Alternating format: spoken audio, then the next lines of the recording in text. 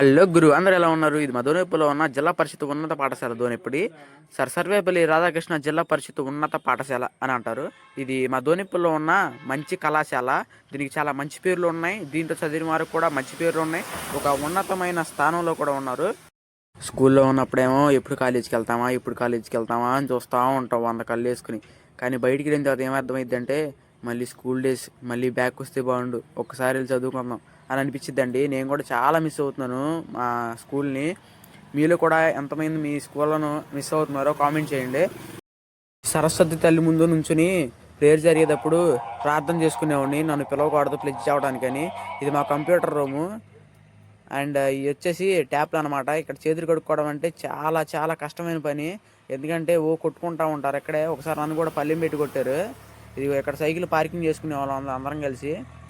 మరి మీలో ఎంతమందికి మా దోనేపల్లిలో ఉన్న సర్వేపల్లి రాధాకృష్ణ జిల్లా ఉన్నత పాఠశాల నచ్చిందో వారందరూ లైక్ చేసుకోండి, సబ్స్క్రైబ్ కూడా వేసుకోండి. ఏం కాదులే కానీ.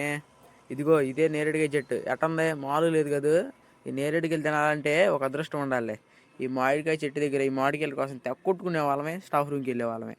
ఇదేంటి మరి ఓవరాల్గా మా దోనేపల్లి ఉన్న కళాశాల గురించి రివ్యూ.